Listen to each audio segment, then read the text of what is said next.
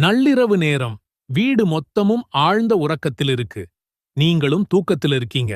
அப்போ திடீர்னு எங்கிருந்தோ வர்ற ஒரு சின்ன சத்தம் உங்க தூக்கத்தை கலைக்குது. என்னவா இருக்கும் அது? காத்துல ஜன்னல் ஆடுதா?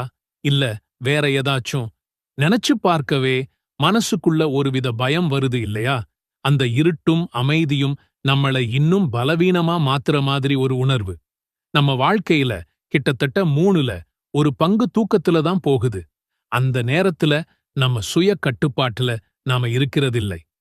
உடலும் மனசும் ஓய்வெடுக்கிற அந்த சமயத்துல நமக்கு என்ன நடக்குது, நம்மளைச் சுத்தி என்ன நடக்கப் போகுதுன்னு எதுவுமே நமக்குத் தெரியாது.